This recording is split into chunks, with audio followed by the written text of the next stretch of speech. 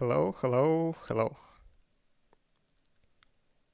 Write something in the chat to let me know how I need to adjust my sound, because I updated my setup and something can be broken.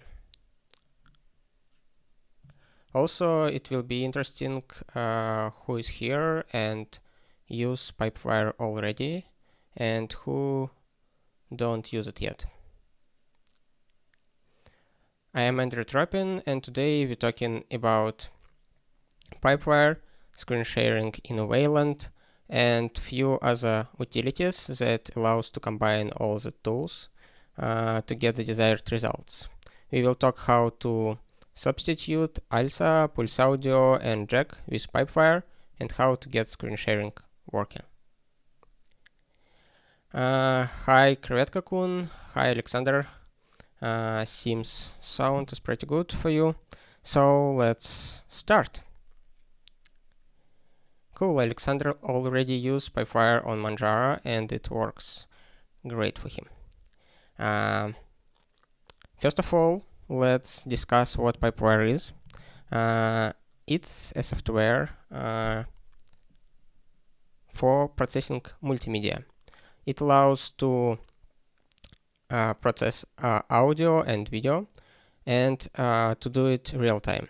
So there are already 3 utilities or software packages in GNU Linux world which allows to process audio. It's ALSA, Advanced Linux Sound something, and Pulse Audio and Jack.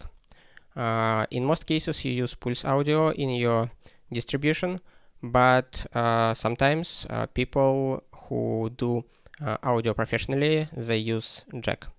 And it's kind of hard to combine them at the same time, and you need to switch between them.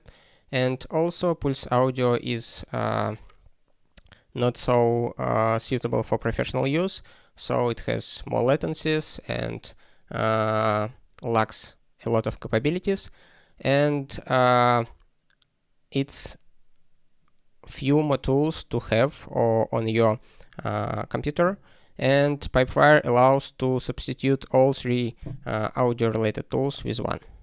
And also there was an idea to create something for video processing, and that is why the first project called Pulse Video appeared, and after that it became a PipeWire.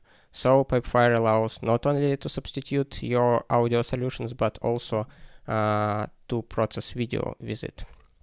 And here you can see a few more applications of PipeWire, and one of them is to make it possible to share some video streams from applications which are kind of restricted, launched in Sandbox or in some other way. So let's talk about how to understand that you are using PipeWire, because some distributions already included it in their releases, for example Fedora, or and maybe some other distributions. And to understand if you use PipeWire or not, you can do a few things. First of all, you can launch ALSA mixer and see if it shows card PipeWire. Or if you have FFmpeg, you can type something like a play -l and get few first lines and see if it contains PipeWire. Also, you can use Pulse Audio KTL utility and get information about server. And here you will see server name, and in case you use PipeWire already, it will show something like that. As you can see, I already use it, and it substitutes everything related to ALSA and Pulse Audio, and everything processed by PipeWire.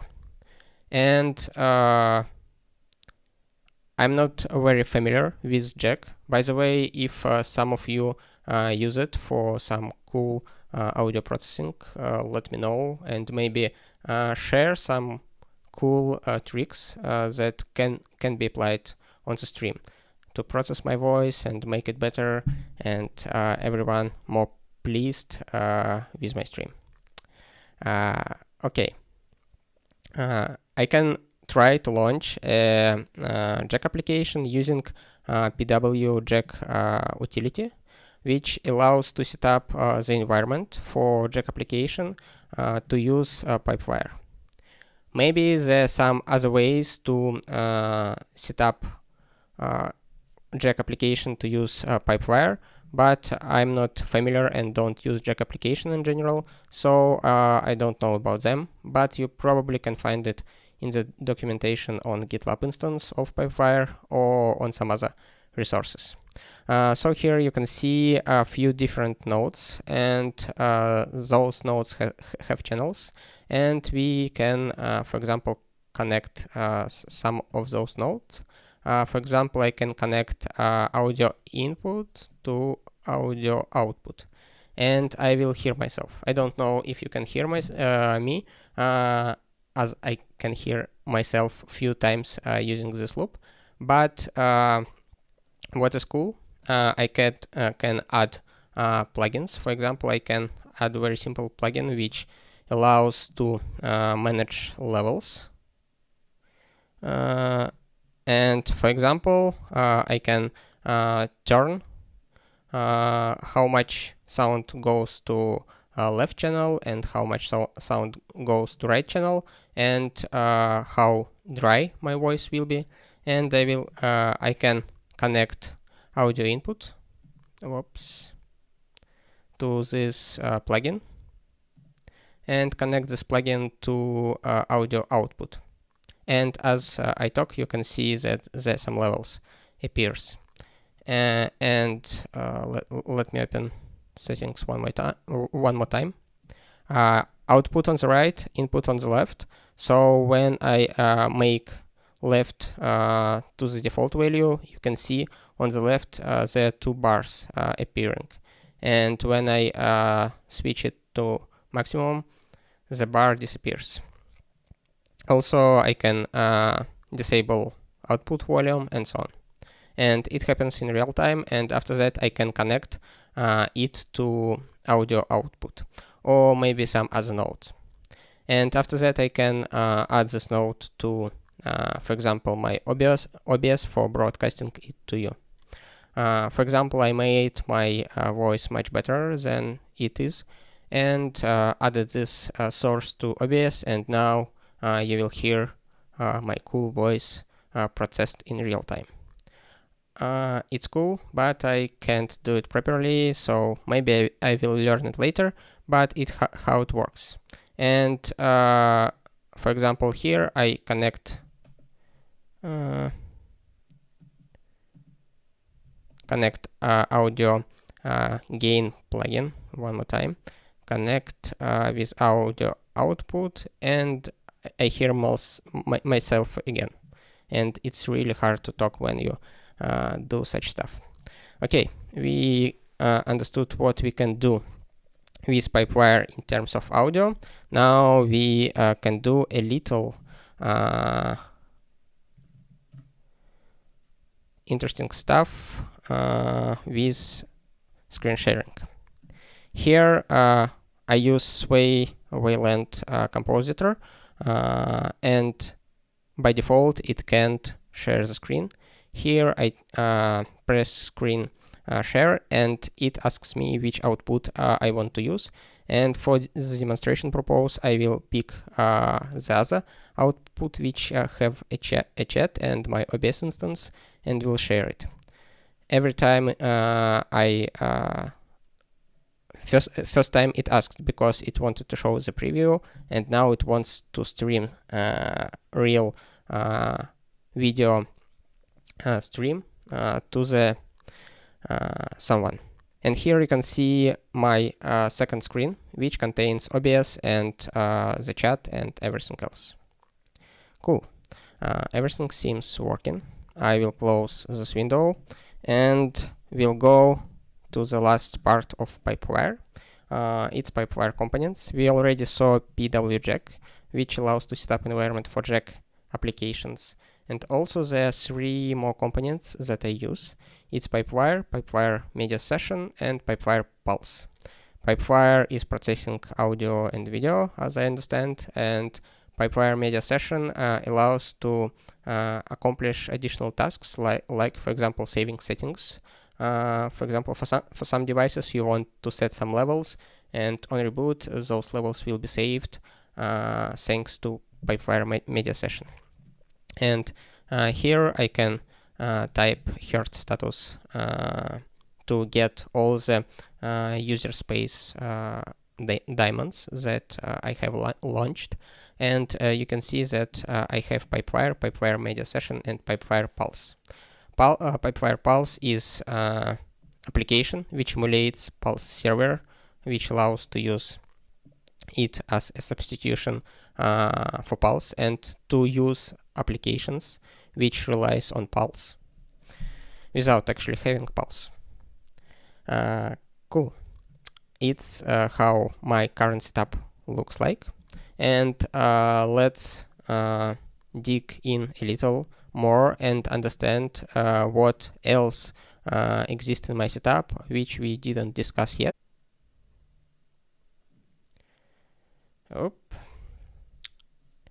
Now it should be fine. I restarted OBS and I hope now you can see me once again.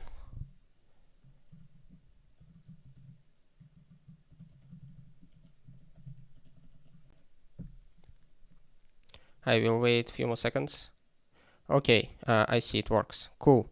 We are back and we were talking about dbus. Dbus is a message broker and it allows for different applications to exchange some messages to perform some cool operations. It used in many applications in Linux, GNU Linux world, and what is more important, it will be used for screen sharing.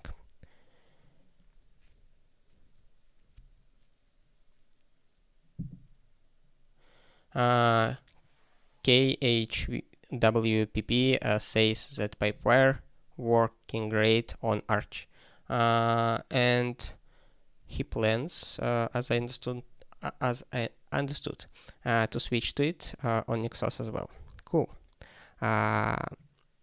Going back to dbus, as you saw, I have dbus launched here, dbus home, and also if I take a look at my system services, system shepherd services to be precise, you will find one more dbus here. That's mean I have 2 dbus instances in my operating system. First one for interacting between some application that launched outside of my environment, of my user environment, and another one for my user application to interact between each other. And how dbus works? Actually, some application can declare some interfaces or some shape or format for messages, and some other application can say that they will be handling those messages, and another applications can send those messages and maybe receive some output from previous applications which process those messages. And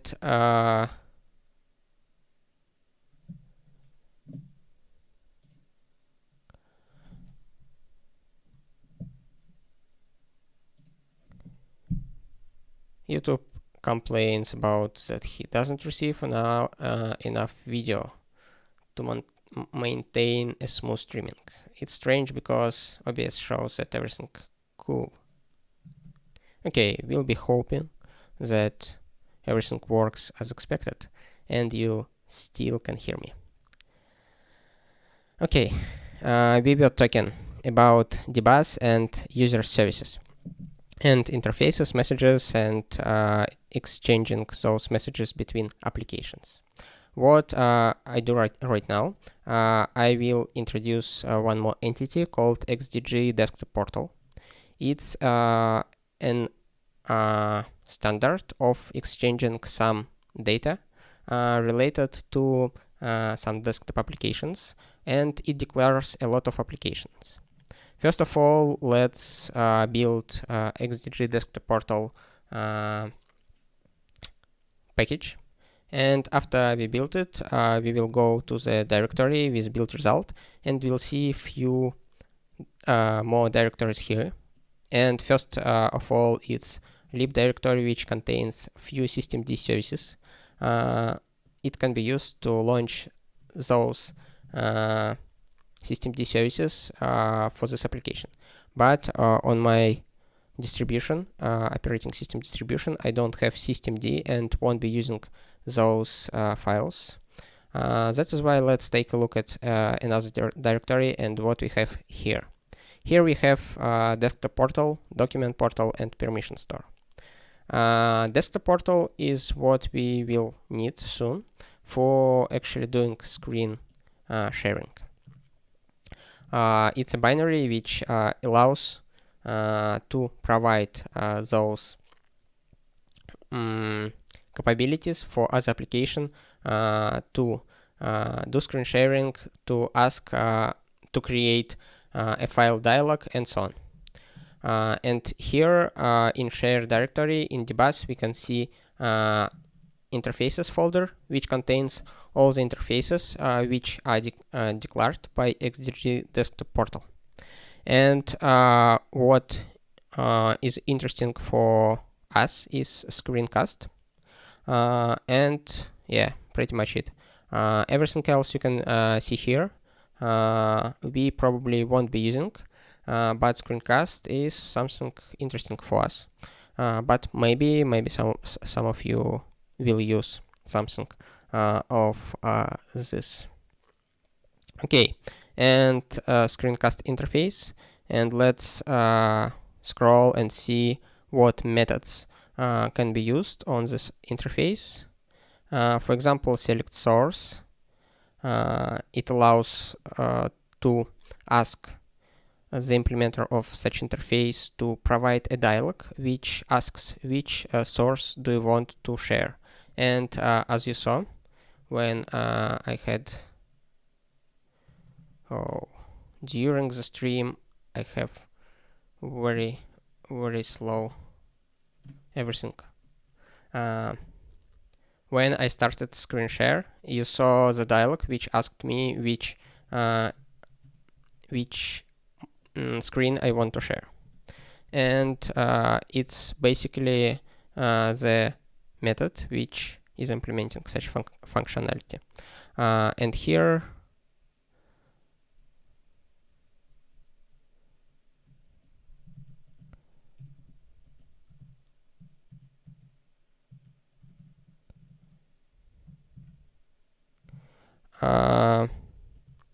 portal screencast. Let's take a look at this one. Here you can see the documentation about Open PipeWire remote. And Open PipeWire remote creates a special node, a PipeWire node, which allows to stream the video using this node, and only the output which was picked on previous step. And it allows to ensure that application won't capture any other sources outside of what we provided for it. It's pretty secure in terms of implementation, because in X Windows system it was not the case. And as you see here, I've not picked any of outputs, and it says permission denied. Cool. We understood that this xdg desktop portal provides some interfaces that should be implemented by some other applications. And we have few applications which can implement few of those interfaces. It's desktop portal, GTK, WLR, and KDE. I use Sway, which is WL roots based Wayland compositor, and that is why I will be using xdg-desktop-portal. The interesting thing that in my Linux distribution I already have this package, and I will build it to see the content provided by this package. And we can see one binary, xdg-desktop-portal-wlr, and share directory. In share directory, we see dbus services and one service which just says the full path to the binary to run when we use this implementation. And dbus will launch both xdg-desktop-portal and xdg-desktop-portal-wlr automatically. And here we see another directory which contains portals. And here in the portals we see that this portal implements screenshot and screencast interfaces, and this list of Wayland compositors used to understand if current session uses one of those compositors, then we use this implementation. If, for example, we launch GNOME, we will be using portal desktop GTK. And for KDE, we will use another implementation. Cool. We took a look at all the application which interacts with each other during the screen sharing process. And here you can find a link to some write-up by some Reddit user about interaction of those components. And let's go to some practice. Actually, I won't be doing anything right now because I have everything already set up, but I will recap all the practical steps that you need to perform to get screen share and screen capturing work on your system. First of all, you need a launched dbus daemon. How to understand if you have any already? You can take a look at env, at output of env utility, and what we interested in is dbus address, dbus session bus address variable, and it has to have some value. If it already has some value, you probably have dbus launched. If you don't, you need to launch it manually. The simplest way to launch it, for example, when you launch your window manager, before the name of your window manager, you use command dbus run session. It will launch dbus first and will provide this variable to your Wayland compositor, and everything else which will be launched by your Wayland compositor will have access to this variable, because those variables, this variable will be inherited by other applications, and all application will be talking with one dbus instance and will be able to exchange those messages between each other. After that, you need to start PipeWire and PipeWire media sessions processes, and after that you should be good and able to open your browser and screen and share screen in it. The important parts of it, first of all, your browser should support PipeWire, and sometimes you need to force it to use PipeWire for WebRTC using special environment flag, environment variable, and who can remind it to me? Somewhere here. WebRTC probably. No. WebRTC. No, one more time. Just RTC. Yeah, RTC use PipeWire. You can set it to true and launch your application. Something like that Chromium, for example. And it will force, if your browser support RTC via PipeWire, it will force it to use it. But if not, you need to build the browser yourself with PipeWire support or ask maintainers of your distribution. Good. Setup looks really simple if you understand how everything works under the hood, because it took some time for me to figure everything out and get everything in place and interact with each other correctly. If you want to substitute your ALSA, pulse audio and jack with PipeWire, you need, first of all, update a sound RC for your ALSA, and it should look something like config ALSA sound RC, something like that. Here you include PipeWire configuration. They are based somewhere in shared directory in most cases. It can be /user share or on most Linux distribution, but for me it will be a full path to the PipeWire package, and after that to the configuration file inside this package. And also you need to enable PipeWire plugins inside ALSA configuration to load those libraries by ALSA and to make it use it.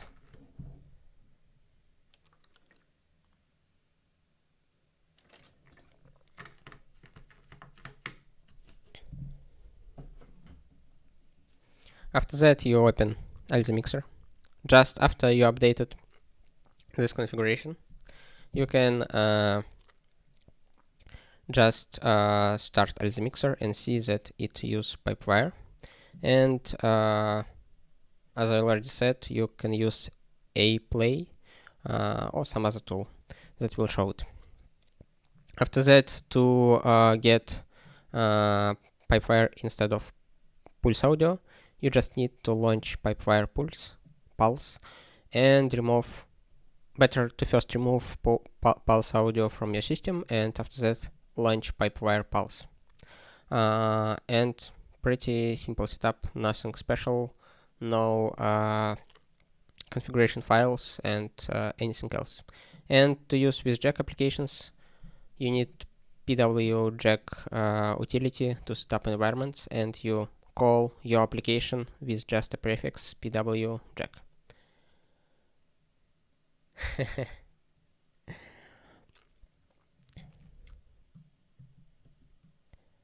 And that's it about substituting your all audio solutions with only PipeWire.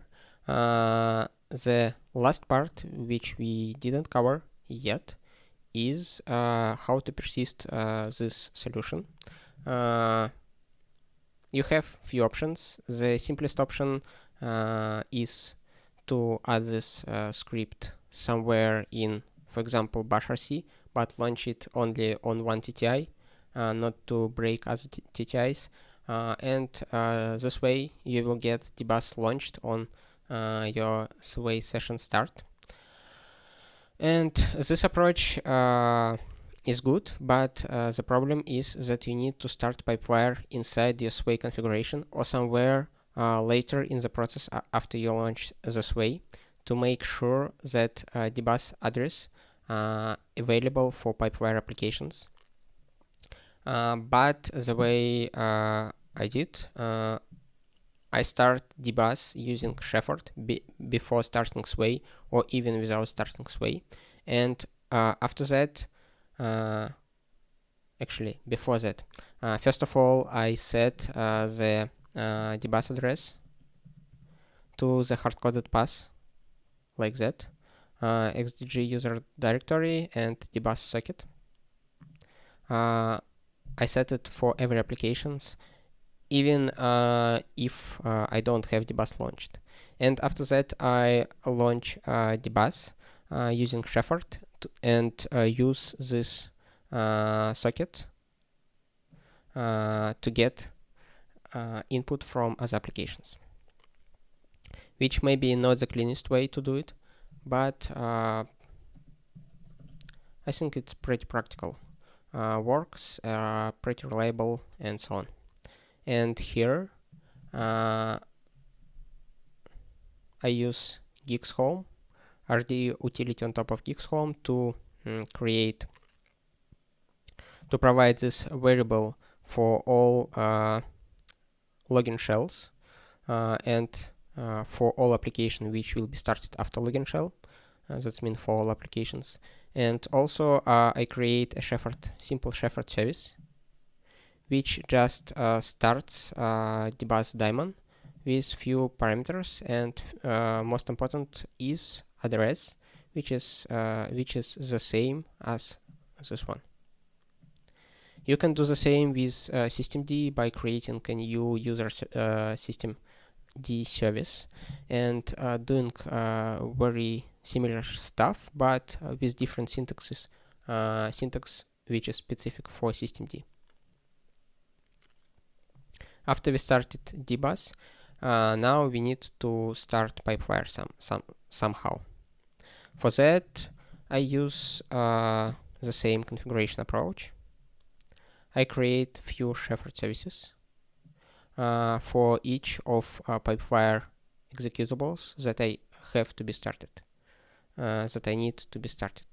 And this Shepherd services requires dbus started before, and it's kinda not perfect solution. I will clean up and move this stuff, part of this stuff to either service, but I want to extend my either service with the code you saw earlier, which makes either aware of configurations provided by PipeWire package. Here I just add to the package directory the path to the configurations, and then include those configuration in a sound.rc file which placed in .config directory. And also I include those plugins here. That's it. After I reconfigure my system, I got everything set up in place, and after I relogin to my user account, I get all services started and have the screen share works automatically. All my settings related to audio saved between sessions and between reboots, and everything is perfect. Yep, this way I persisting configurations. Your approach may be a little different, but the overall idea should be clear right now. And we have a few more minutes. I can spend this time creating patches for creating updates for PipeWire and xdg-desktop-portal packages. And during this time, you are free to ask questions about PipeWire setup or some other aspects of the system.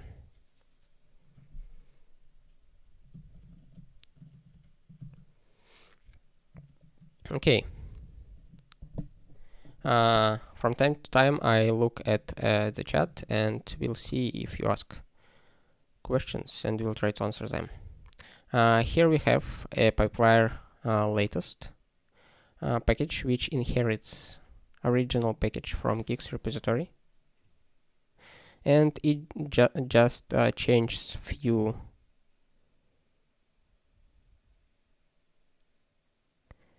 things. It's modify phases, updates some flags, and obviously update the hash. So let's open a repository.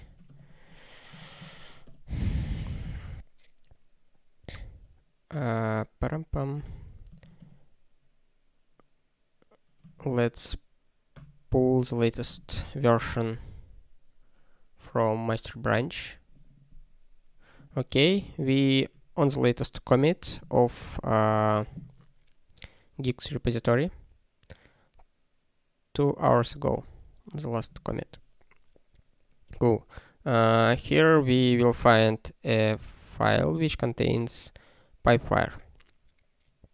How we do it? We can try Guix search PipeWire,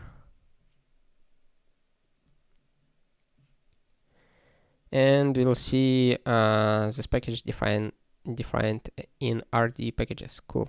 And another PipeWire package defined in GNU packages Linux, which also cool. Just go to this file, find PipeWire, another one, this one. Great. This package have to be updated to this version. After that, arguments is also slightly updated. UDF roles the same, but systemd disabled because developers of PipeWire changed the values which accepted by this systemd flag. Anything else? Probably hash is different. Bam.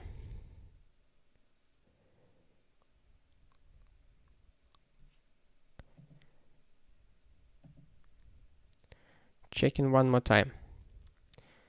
Configure flags. Disabled seems correct. Modify phases. Delete shrink, run pass, cool. Hash updated, no additional dependencies, very cool. And now let's try to build it. For this, we will open shell pre-inst environment Guix build PipeWire.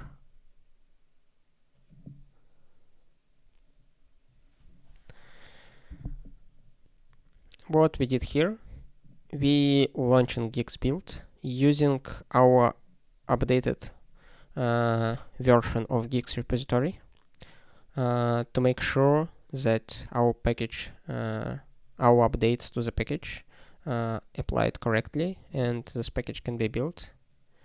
And it seems it takes a lot of time to build it. Especially I'm streaming, and it also make some impact on my on the performance of my laptop.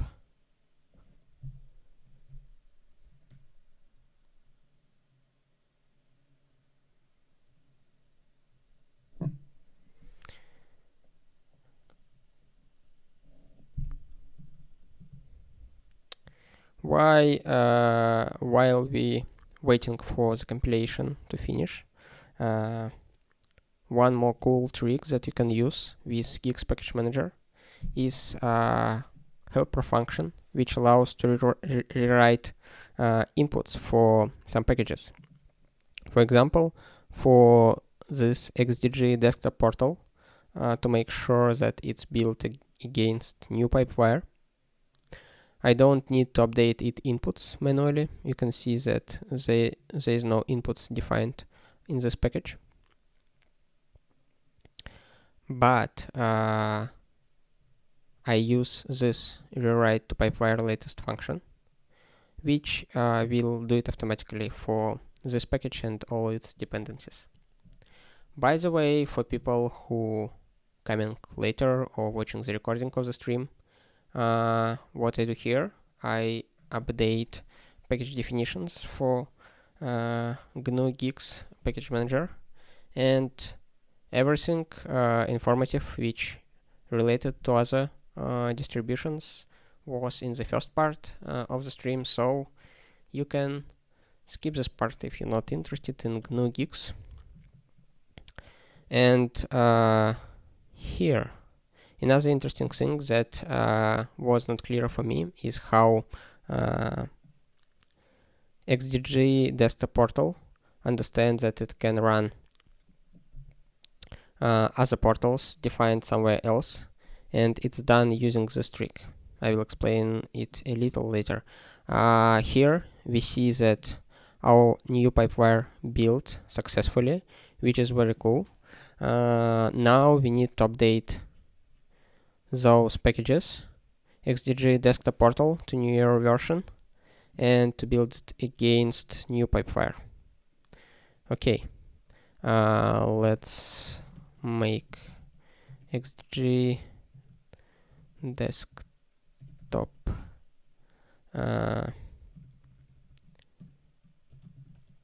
grep location.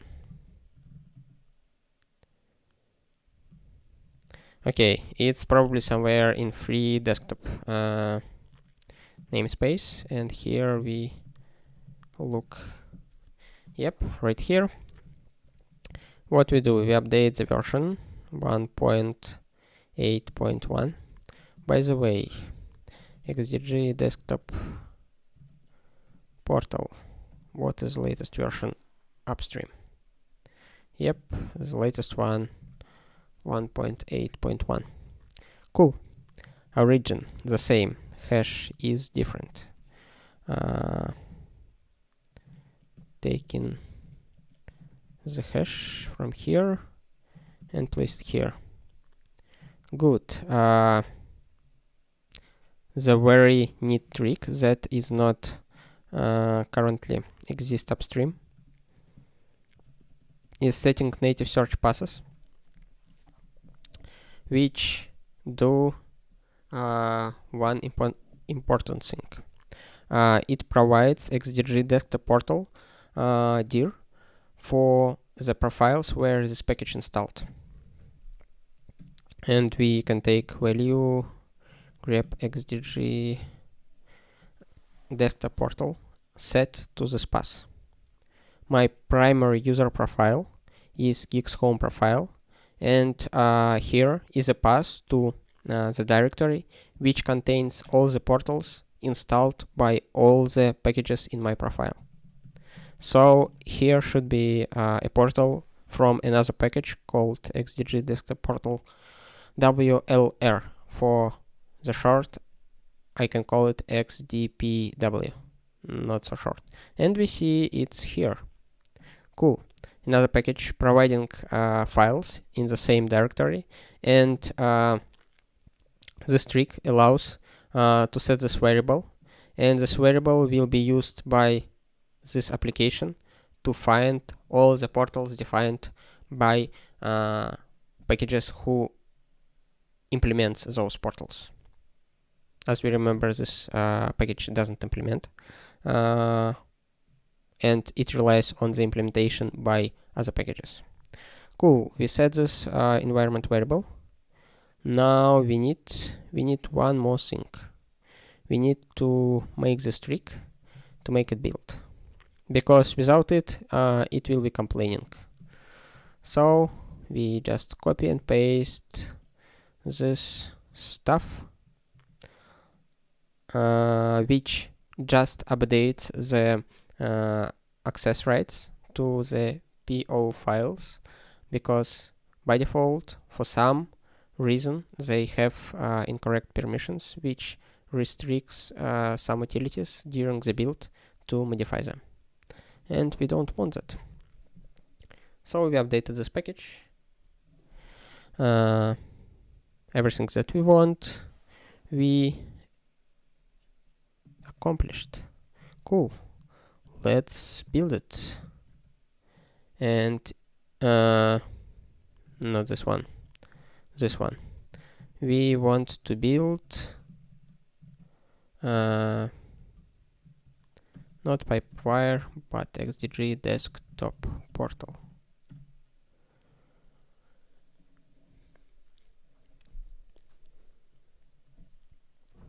We have 10 more minutes to finish before the next hour.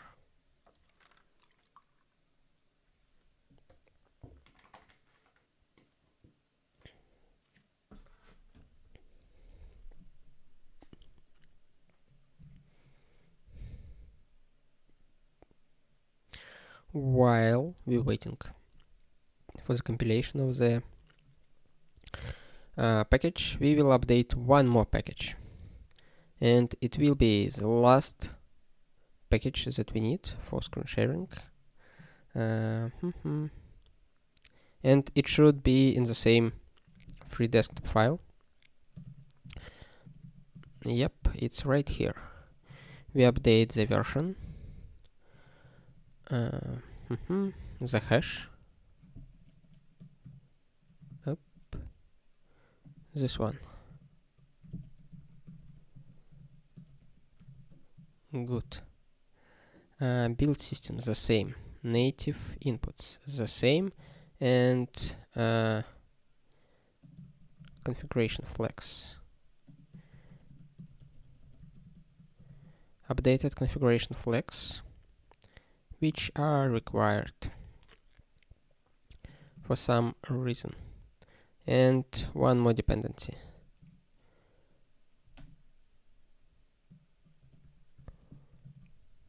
Bam. Cool.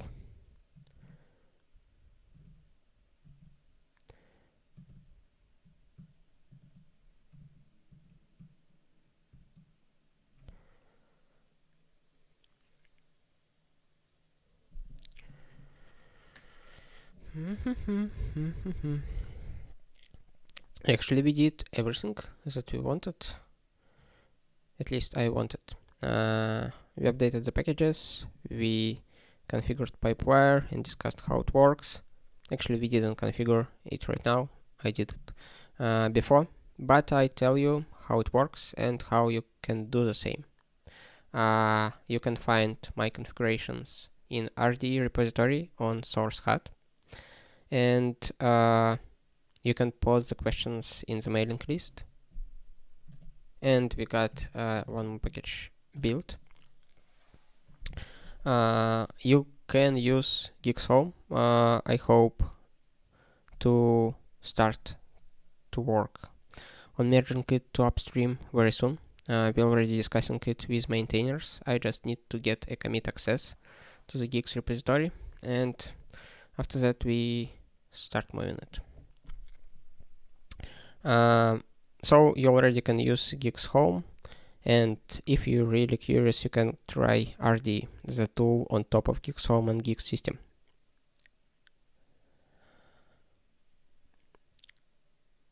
Not to stretch this stream too much, I think I will finish right now before the last package build, and we'll create patches, which is not very hard process, and we'll send them after the stream, and you will be able to use them from Guix package manager even if you don't use Guix GNU Guix system, because you can install Guix package manager on your distribution without interfering with your main package manager. Okay, thank you everyone for joining. I hope the stream was useful and you enjoyed it. See you.